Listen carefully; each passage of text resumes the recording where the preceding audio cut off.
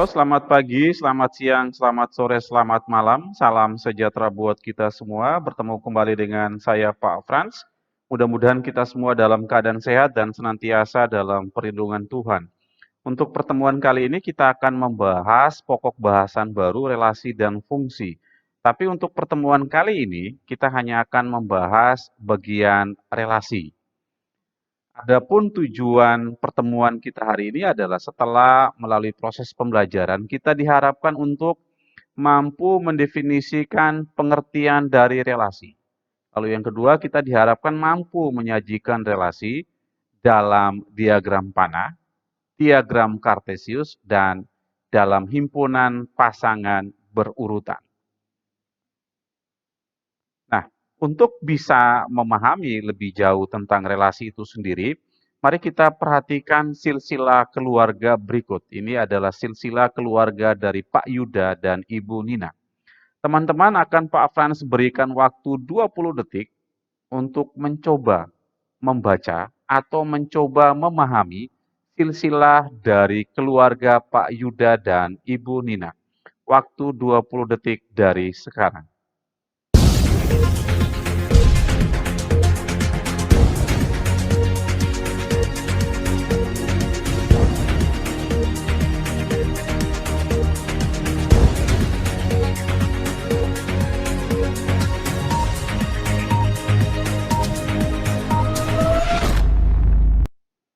Oke, teman-teman, kalau kita memperhatikan silsilah dari keluarga Pak Yuda dan Ibu Nina, di sini kita bisa melihat bahwa keduanya itu dikaruniai 3 orang anak.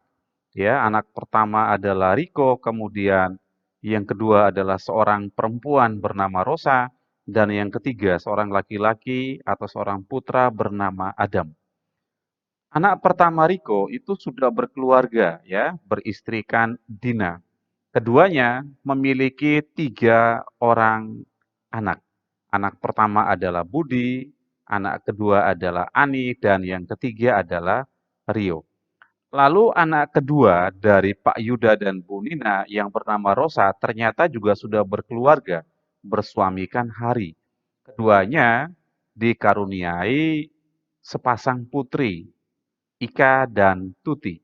Lalu anak ketiga, Adam, itu masih sendiri, masih bujang ya.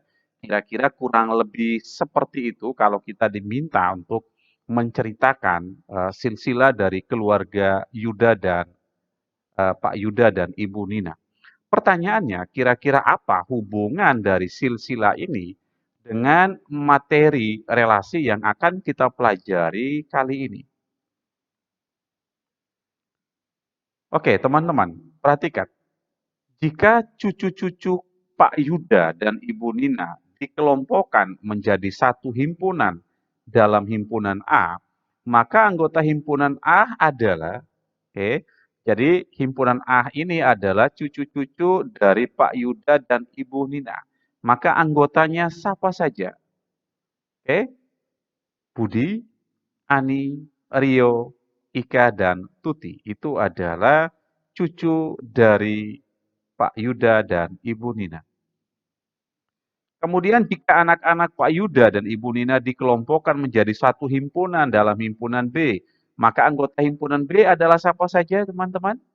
Oke, tepat sekali. Ada si Riko, kemudian Rosa, dan Adam. Lalu apa hubungan anggota A dengan Pak Yuda dan Ibu Nina? Apa hubungan antara Budi, Ani, Rio, Ika, Tuti dengan Pak Yuda dan Ibu Nina? Kira-kira hubungannya apa, teman-teman? Oke, tepat sekali. Itu adalah hubungannya cucu dari.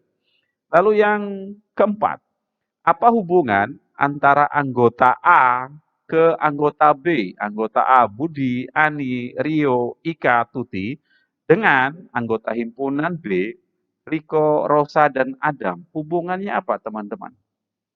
Ya, anak dari. Nah, hubungan antara himpunan A dan himpunan B itu dapat digambarkan dalam beberapa diagram. Jadi nanti teman-teman seperti tujuan di awal bahwa relasi antar dua himpunan itu bisa disajikan dalam 3 diagram ya. Yang pertama yang akan kita bahas adalah diagram panah. Nah, seperti apa hubungan atau relasi antar dua himpunan kita nyatakan dalam diagram panah? Maka langkah yang pertama adalah kita membuat dua buah bentuk elips seperti ini, lalu bisa diberi nama, ya, diberi nama sesuai nama himpunannya. Misalnya di sini adalah himpunan A dan himpunan B. Lalu setiap elipsnya kita bisa menuliskan dengan nama atau anggota himpunannya. Jadi anggota dari himpunan A adalah Budi, Ani, Rio, Ika, dan Tuti. Kita bisa tuliskan di dalam bentuk elipsnya ini ya. Yang pertama Budi, kemudian yang kedua Ani, Rio, Ika, dan terakhir Tuti ya. Jangan lupa ada semacam nokta hitam di depan data atau nama tersebut. Lalu himpunan B, anggotanya adalah Riko, kemudian Rosa, dan Adam. Lalu jangan lupa juga ada hubungan antara A dan B. Apa hubungan dari A dan B? Ya, bisa dibuat dalam bentuk panah seperti ini. Hubungannya adalah anak dari. Nah, sekarang kita bisa memasangkan anggota himpunan A dengan anggota himpunan B berdasarkan aturan yang ada. Oke. Hubungan himpunan A ke himpunan B adalah anak dari. Kita lihat anggota yang pertama. Budi, anak dari, oke, kita bisa lihat pada silsilah di sini. Budi itu adalah anak dari Riko. Maka Budi, ya, kita bisa menarik sebuah garis lurus ke arah Riko. Seperti ini, ada anak panahnya. Jadi ini kalau dibaca menjadi Budi, anak dari Riko. Oke, gampang ya teman-teman. Selanjutnya Ani. Ani adalah anak dari Riko. Ini adalah anak keduanya Riko. Kemudian Rio. Rio juga anaknya Riko. Oke. Lalu berikut Ika. Ika ini adalah anak dari Rosa. Berarti dari Ika kita bisa tarik garis lurus ke arah Rosa. Kemudian Tuti juga sama. Ini adalah anak dari Rosa. Ya, dari Tuti bisa kita tarik garis lurus ke arah Rosa seperti ini. Jadi ini adalah relasi atau hubungan antara himpunan A dengan himpunan B sesuai dengan aturannya. Ini adalah kemungkinan pasangan yang bisa kita hubungkan antara anggota himpunan A dengan anggota himpunan B. Nah, berkaitan dengan data-data ini, itu ada beberapa istilah penting yang harus teman-teman kuasai. Yang pertama ada domain, yang kedua kodomain, dan yang ketiga range. Apa itu? Nah, domain sendiri adalah daerah asal. Ya, daerah asal. Jadi kalau cirinya seperti ini, kalau dari himpunan A lalu ada panah ke arah B, maka A itu adalah disebut daerah asal. Nah, domain adalah kita menuliskan seluruh anggota dari daerah asal. Ya, domain itu daerah asal. Anggotanya kita daftar semua dalam bentuk himpunan, teman-teman.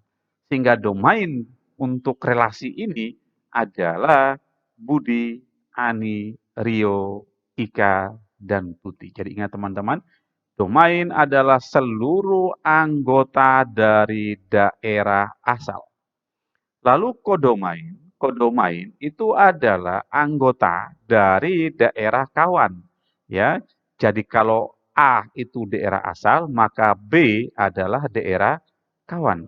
Maka kodomain itu kita menuliskan seluruh anggota dari daerah kawan. Nyatakan dalam bentuk himpunan seperti ini, diisi dalam kurung kurawal. Maka kodomain untuk relasi ini adalah Riko, Rosa, dan Adam. Lalu range sendiri itu adalah daerah hasil. Itu adalah bagian dari kodomain yang memiliki hubungan dengan domain. Ya, misalnya Riko. Riko ini punya hubungan dengan domain ditandai adanya panah yang ke arah Riko. Begitu juga Rosa. Ya, berarti Riko dan Rosa ini yang kita sebut dengan range-nya. Sedangkan Adam bukan atau tidak termasuk sebagai range-nya. Karena memang tidak ada panah yang menuju, tidak ada panah dari daerah domain yang menuju ke arah Adam. Sehingga range-nya cuman Rico dan Rosa. Jadi itu kurang lebih untuk istilah-istilah yang teman-teman bisa kuasai, yaitu domain, kodomain, dan range. Oke, kita lanjut untuk bagaimana kita bisa menyajikan relasi dalam diagram Kartesius. Ya, mula-mula kita bisa siapkan gambar seperti ini atau grafik seperti ini, ada sumbu X, kemudian ada sumbu Y, lalu kita bisa menuliskan data ya, eh, data himpunan A ada Budi, Ani, Rio, kemudian Ika, dan Tuti ya teman-teman. Kemudian untuk himpunan B ada Riko, Rosa, dan Adam. Nah ini untuk memudahkan kita, ini ada silsilahnya. Lalu bagaimana kita menghubungkannya? Tinggal kita melihat teman-teman. Budi itu adalah anaknya Riko. Tinggal kita lihat. Ini misalnya titik untuk Budi ya. Anaknya Riko. Berarti ada di sini teman-teman nanti. Nah, ini kita bisa buat titik potong di sini. Budi anaknya Riko. Gitu ya teman-teman. Lalu Ani anak dari Riko. Berarti sama. Ani anak dari Riko. Di sini kita bisa kasihkan titik koordinatnya di sini yang menunjukkan bahwa anak dari ya, hubungan Ani anak dari Riko. Begitu juga Rio, ya ada di sini. Oke. Selanjutnya Ika. Ika ini adalah anak dari Rosa, berarti dari Ika kita ke lirik ke kiri ke arah Rosa, berarti ini adalah koordinatnya. Kemudian Tuti juga anaknya Rosa, ya ini adalah bagian Tuti anaknya Rosa. Jadi ini adalah cara menyajikan relasi menggunakan diagram Kartesius. Hubungannya adalah anak dari, sehingga kalau kita baca Budi anak dari Riko, Ani anak dari Riko, Rio anak dari Riko. Jadi seperti itu teman-teman. Lalu yang ketiga, bagaimana kita menyatakan himpunan pasangan berurutan? Itu kita langsung menuliskan saja teman-teman. Jadi karena ini himpunan berarti kita nyatakan dalam kurung kurawal. Hubungannya nanti menjadi pasangan berurutan. Jadi misalnya ada X, Y, maka menjadi langsung Budi, Riko, Ani, Riko, Rio, Riko, dan seterusnya. Jadi dalam pasangan berurutan seperti itu teman-teman. Budi, Riko, tetapi dengan aturan anak dari, sehingga kalau kita baca menjadi Budi, anak dari Riko. Ani, anak dari Riko. Tetapi dalam penulisan dipisahkan dengan tanda koma. Perhatikan, kurung kurawal untuk menunjukkan ini adalah himpunan. Kemudian ada kurung biasa, ini menunjukkan hubungannya. Ya, Budi anak dari Riko. Lalu yang kedua, Ani anak dari Riko. Dan seterusnya. Jadi kurang lebih seperti itu teman-teman untuk menyatakan relasi. Bisa kita gunakan yang pertama tadi adalah menggunakan diagram panah. Lalu yang kedua kita bisa menggunakan diagram Kartesius. Lalu yang ketiga kita bisa menggunakan himpunan pasangan berurutan. Oke, selanjutnya Pak Frans akan meminta kita untuk bisa mendefinisikan apa itu pengertian dari relasi. Ya, nanti Pak akan berikan waktu untuk teman-teman untuk mendefinisikan apa yang dimaksudkan dengan relasi. Tapi sebelumnya kita mengisi kembali ya hubungannya atau diagram panah pada contoh yang di depan tadi kita bisa mengisi kembali. Budi adalah anak dari Riko. Oke, lanjut. Ani juga anak dari Riko. Selanjutnya Rio anak dari Riko. Ika anak dari Rosa. Kemudian Tuti adalah anak dari Rosa. Ini adalah contoh relasi himpunan A ke himpunan B dengan aturan anak dari. Oke, kira-kira menurut teman-teman, kalau begitu, apa yang dimaksudkan dengan relasi? Waktu 20 detik dari sekarang.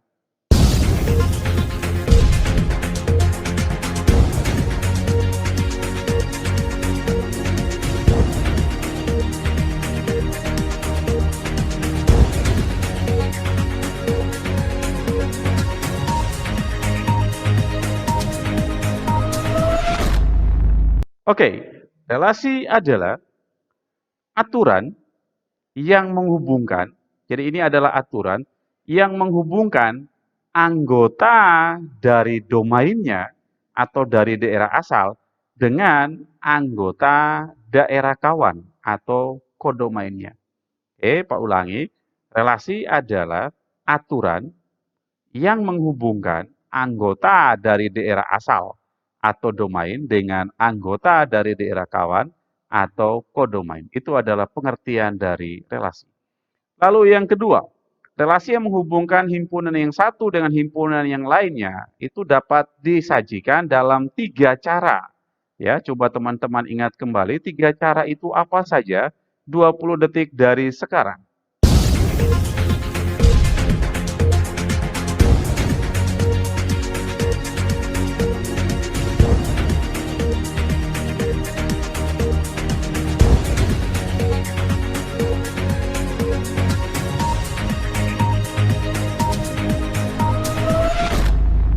Oke, relasi bisa disajikan dalam tiga cara. Yang pertama adalah bisa menggunakan diagram panah, seperti ini ya teman-teman. Lalu yang kedua bisa dengan diagram kartesius.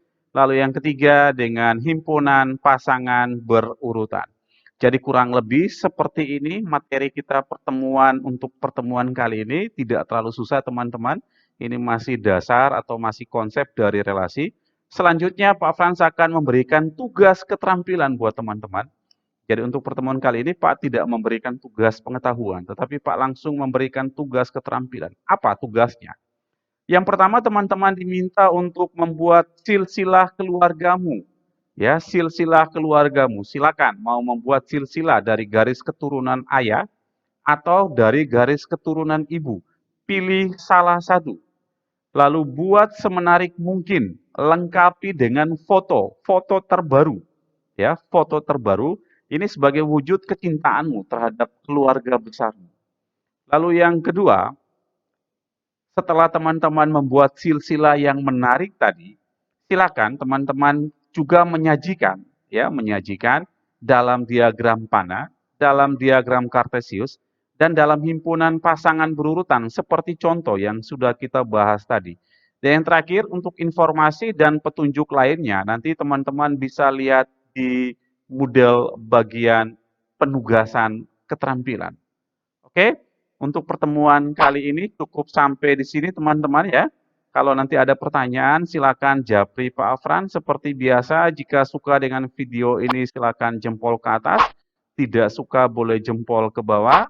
Lalu jangan lupa juga menuliskan komen di kolom komentar. Aktifkan loncengnya untuk senantiasa mendapatkan update terbaru dari channel ini. Dan jangan lupa subscribe. Karena subscribe itu gratis. Terima kasih, semoga bermanfaat. Tuhan memberkati.